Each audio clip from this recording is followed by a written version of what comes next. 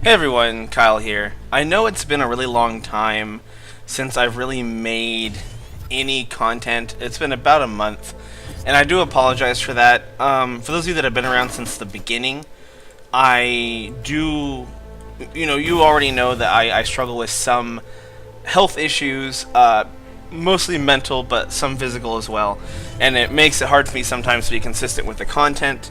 Back when I made the video saying I was only going to upload whenever I had time, it was because I was starting to struggle a lot with some of my mental health problems, and I ended up ultimately needing to just take a step away, and so I do apologize for that. I'm sure it can be a bit annoying when you guys are looking forward to, at least I hope, some new content, even if it is just to see what weird thing I do. I don't really care if I'm taken seriously or not. I just like making videos. I hope this isn't too loud. I might have to reshoot this, but I mean the background, but it's not the point. I just want to let you guys know that I'm gonna try to come back. It was kind of gonna be to take a break because Hearthstone is still waiting on a new expansion to come out. Duelyst just had a new expansion come out, but they hadn't until just recently. And on top of that, there was the fact that, why am I blinking all of a sudden? On top of that, wow, my brain. On top of that, Shadowverse recently had an expansion come out, that's what I was trying to say, that I wasn't too excited about, and I'm sorry to say that. So honestly, at this exact moment in time, I'm not like super.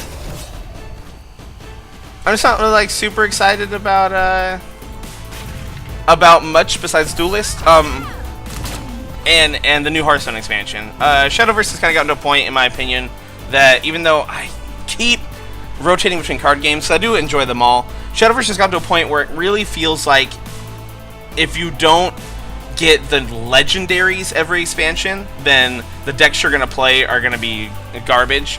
And the decks that you do play against become more and more unfun for at least a Western audience. The reason why I say that is because they have said that they are focusing on their bigger demographic, which makes sense as a business, and that is their Eastern market. And having less free time, they purposely want decks to be able to end games quickly, and the high mana legendaries should be game ending.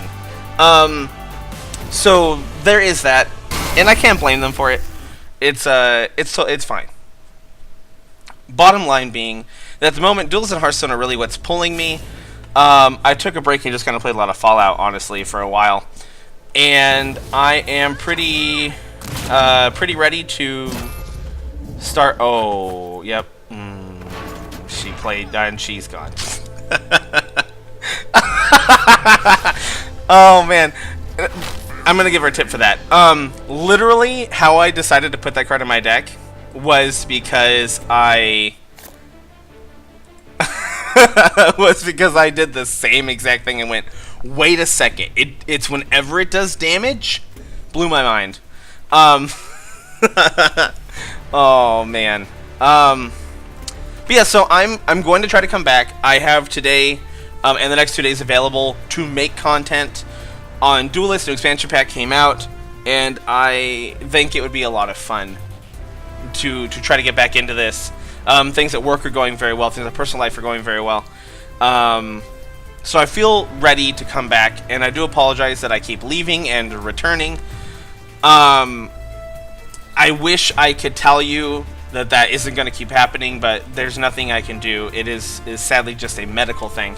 But oh man, I turned off Discord on the computer to prevent noises from happening, and instead now my phone is making noises. Let me just turn my phone completely mute. Okay, there we go. So I hope you guys I hope you appreciate that. I hope you guys are okay with that. We did lose a lot of subs, and I don't blame you. For those of you that left that might watch this video, or those of you that had been thinking about it, it's completely understandable. But that aside, we are playing Duelyst, and I kind of show you the deck I've been doing. There's been a lot of talk about Alabaster Titan decks, The first one I heard about was Mechazor. According to Lexicon 1, someone who wrote articles for Turn 1 Mystic back when that was a thing, and I'm sure he's doing other stuff now, / still, maybe even for Turn 1 Mystic.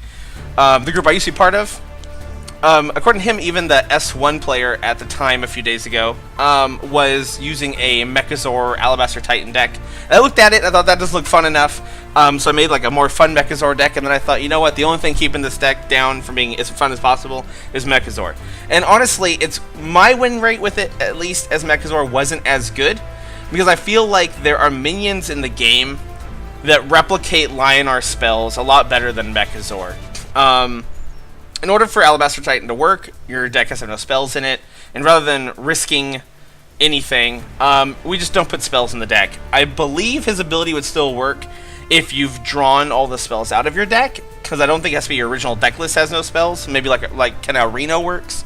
I could be wrong, but rather than take the risk, I just did no spells. It makes sense anyways, since Alabaster Titan is the point. And there's a lot of things that replicate spells. I mean, you get card draw from Sunwisp, Arclight Sentinel along with Dancing Blades gives us removal. We have Grove Lion to kind of replicate healing in the sense of not taking damage, as well as obviously when we get the Arclight Regalia from Alabaster Titan, kind of replicates that. Only one Grandmaster Zir. I'm thinking about a second one. Not sure what I would cut. Probably a 4-drop, most likely an Elkian is what I would imagine. But at the moment, I'm just running the one. Thunderhorn is kind of a version of a Holy Immolation. Sure, it's slower, but if your opponent can't kill it right away, they're forced to retreat. Because Thunderhorn does a really good job of just of replicating Holy Immolation. Your opponent has to play around an AoE, and they can't even play around it with diagonals. They have to actually split up, in which case it's better for you to divide and conquer their board. It's just a very good card. You know, you can basically read this card as a 4-mana 4/5, make your opponent break formation, / waste 1 hard removal spell if they cannot potentially wipe their board, especially if it's Swarm. Elkian is mainly in here to give us access to things that we don't have, that we might want. Obviously, I mean, that's what she does. We have Sunbreaker in order to give us some AoE, because Tempest is extremely useful and we do not have access to it and no spells. Lightbender is basically going to be our is going to be our version of the card. I don't have it apparently. Sunbloom, there it is. I did have to disenchant some cards to make this deck, which I'll get those cards back eventually, so it's not important. It's our version of Sunbloom. Azurite Lion, because it does help us get our positioning, as in, even if we're not going to kill anything with Azurite Lion, the fact that it can run 4 spaces and we can play a Sentinel or a Dancing Blades in the right place, or a Lightbender, is just very important. Scintilla to give us healing. Also, 3/4 for 3 body, pretty dang good. And that's the deck. We have Night Watcher because Magmar, and of course, obviously, Spectral Revenant and stuff like that. It's very nice to have. For a while, I had Tigers in my deck, but being a very slow burn grind deck, the Tigers weren't necessarily doing that much.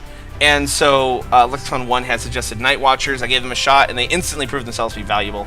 So I've been having a lot of fortune with this deck. It's doing very well. It got me straight out of silver into gold, and it's doing very well in gold. I hadn't got to play too much until today, and I also just walked in the door, took off my shirt, and sat down to play. Because during my cab ride home, I was thinking about how much I wanted to get back in touch with everyone on the channel, let them know what's going on. I'm going to go ahead and play a second game here. Well, I guess I really should get rid of these guys, because the first one was so short. We are against Abyssian. This is either like Pure Swarm or the Deathwatch Swarm. I've been seeing a comeback of like Grimoire and all of that stuff. All of those old school cards. And by old school, I don't mean that they're not good anymore, but I mean just cards that you don't expect to see as much. I've been seeing them make kind of a bit of a comeback. Grimoire and can't remember the other one. Gives a minion +2/+2 every time something dies. Death Crescendo, something like that. Darkfire Crescendo, Darkfire Sacrifice I'm thinking of, but you get the point. I've been seeing a lot of Dying Wish, Deathwatch decks that are geared towards aggro-y swarm tactics. 3/3 flying. Now this I have not seen yet. The only issue now is that we don't really have a way to get a Dancing Blades over there, which is slightly unfortunate.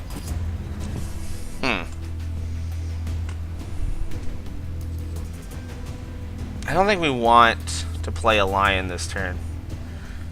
We could play an Elcan. I think right now we get rid of the Titan. Still don't really have a way to get over there. I don't want to play Elcan, because if we do play her and then we don't get a 2-mana card... Well, actually, we can get a hold of 2 mana, though. Can we? 4, 5, 6. Yeah, we can. Okay, sure, let's do it. Because the worst case scenario, we can play the Tiger. Y'all friendly means +1/+1. I'd rather play the Tiger first. I think for obvious reasons. And I will put it... Up there it just dies. Down here it could also just die. But since the bird has flying, we can't really block any of the mana tiles that easily. So I'm going to just put it down here so if she wants to go... If she wants to come into the middle of the board at all in order to deal with my minions, at least I'll be kind of surrounding her. We got a Peacekeeper from Elcan. That's very good. We need to make sure not to cycle the War Surge, though, because that will mess up our Alabaster Titan. But I think we can probably get away with casting it fairly soon anyways. If anything, we'll be cycling to Peacekeeper. Peacekeeper is pretty good against any type of Swarm Abyssian stuff. But at the same time, it's not... This is a deck that I think is maybe someone who's like a returning player or something. Doesn't seem like super optimal, so this might be a bad example. But yeah, of how this deck works.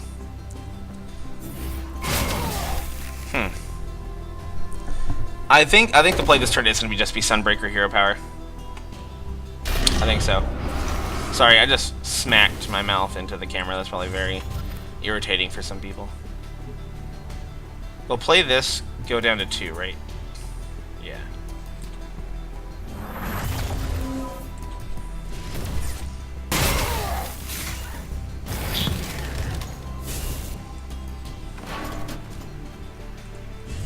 It's being really framey. That is so weird. I haven't had frame issues for a while with Duelyst and Fraps. That's something I'll deal with after this. Hopefully it doesn't show up too bad for you. I know YouTube only really shows in 30 FPS anyways, so it probably won't be too noticeable.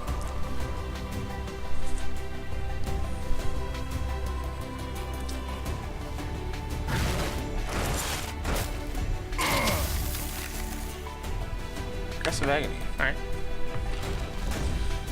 Okie doke. Grasp of Agony.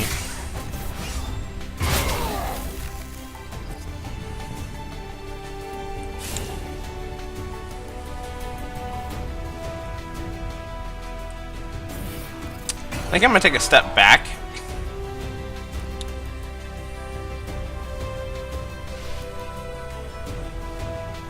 What am I worried about? Yeah, I think I need to take a step back. Just in case she has some kind of burst, I don't want to sacrifice myself for no reason. We have really strong plays next turn. A lot of them. And the fact that it doesn't look like she's going to be killing the Night Watcher is very good. So she was not going to be able to Spectral Revenant us. Labeled Warlock, sure.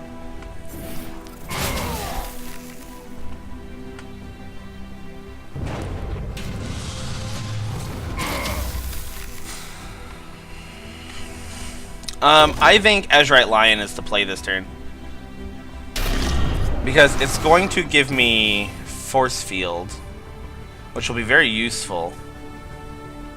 Sadly, I can't combo with my hero power this turn, but I kind of want her to die before I worry about that.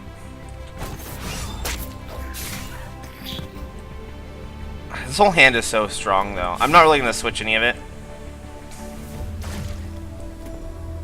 I'm going to keep backing up. I'll come slightly closer. Let's see. If I move here, she can walk over and hit me, which I don't want. I want to be out of range of the general. These are all pretty good. Yeah, we need to hold on to all these cards. Yeah, the main thing we want to shut down is a Spectral Revenant. That is going to be a big deciding factor, because sure, she can kill the lion, but she still can't Revenant us.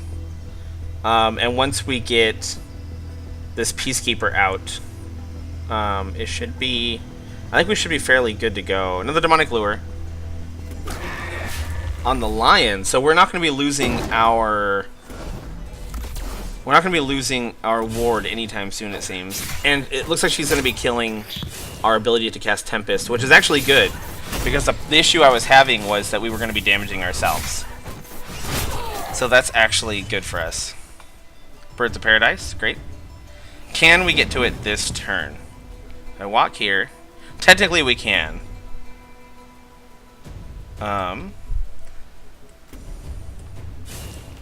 Maybe what I should actually do is play the Peacekeeper over there. She only has one card in hand. I don't see any reason not to. Buff this homie. Alright. So unless that card in her hand is... I should have just went one up, because there is a chance that she could have something like...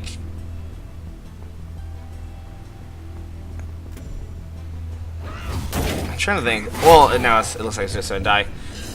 If she had any type of way to just hard remove that, such as like Ritual Banishing or something, then we potentially could have been taken down to at least just 1 health. Okay.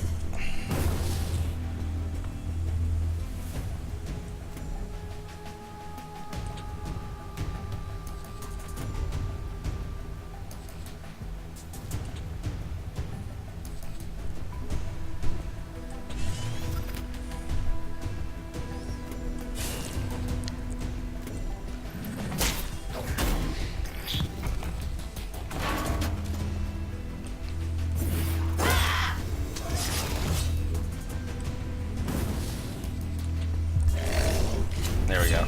I'll go ahead and hit her, obviously, since we have ward or force field.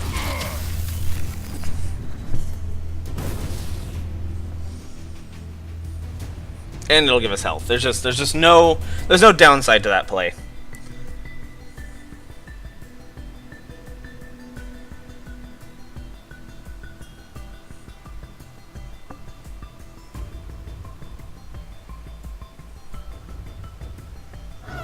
And we win. There we go. I really enjoy this deck. It's a lot of fun. It is a lot of fun.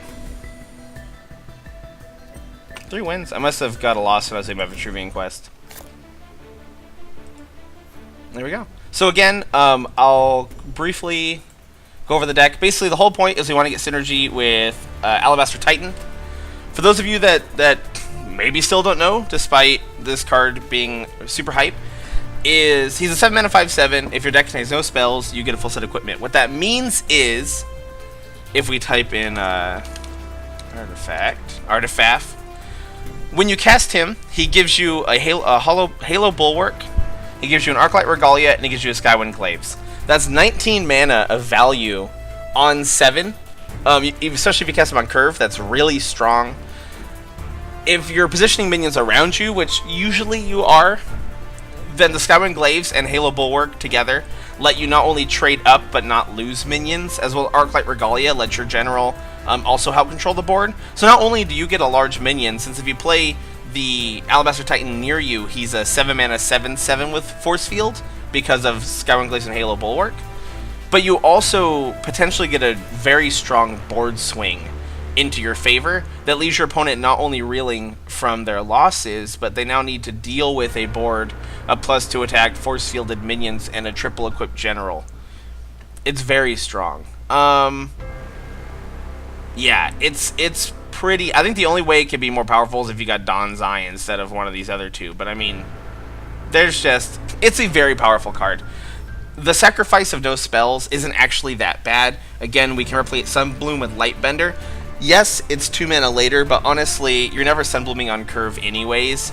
And this is great because you're also getting a 3/3 body, which is pretty decent. We're replicating any of our healing abilities with Scintilla, and we're kind of getting some of the card draw that we would have got with... I'm so bad at names, I apologize.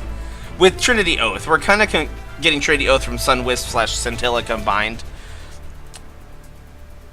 The Sister Elkane is also kind of helping us with like a Trinity Oath type effect, so it's getting access to things that we wouldn't normally have in the deck. Like I used to run Peacekeepers, but I was only casting them very situationally, and then thanks to Elkane we were able to get a Peacekeeper. Thunderhorn is our version of many AoEs, Tempest, Holy Immolation, very strong card, and then Sunbreaker obviously gives us actual Tempest. There's not a lot that we really need to worry about. I mean, Arclight Sentinel is a lot like that 1-mana spell. It's like getting a True Strike or a, something like that. It's very strong, and the deck is very good. There, I think, are many ways you can build a deck like this, since you are just making a powerful deck. You know what I mean? There's not really a wrong way to build a deck unless you have a bad curve or don't have enough utility. But honestly, there's so many minions in this deck you could switch out. You could go down to just one Titan, and maybe no Elkanes, and put in Peacekeepers or Ironcliff Guardians. You could put in Searside Tigers if you want to be more aggressive. You could get more healing, I guess, technically, by putting in, instead of Sunwisps and Azurite Lions, putting in, like, Azure Horns and Mystics and stuff. There's a lot you can do. And you could even put in Xeron and put a lot of healing minions in here to go with your Bloodborne spell, and maybe put in that 2/2 that refreshes your Bloodborne spell. And it's really cool. I like Alabaster Titan a lot. I think he's a little overkill, but I'm not going to say anything about dropping the Nerf Hammer or whatever until we see more on how things go in the future. The deck is strong. Maybe 2 Grandmaster Zeers would be a lot better, because there are situations where I wish I had one, but I don't feel comfortable going down to just 2 Titans, because that is the reason why the deck is as it is, and by that I mean spellless. So I kind of want to make sure we have him, you know what I mean? Because we're making the quote-unquote sacrifice just for the sake of running this card. There we go, that's my version. I call it Stormcloaks because Nords ain't magic and there's no magic, and also we're kind of rebelling against what you would think of a regular deck being, which is, some artifacts, some minions, some spells. So we're the Stormcloaks, and it's a lot of fun. I hope you guys enjoyed. I am hoping to start recording more often again, and I will see you guys tomorrow.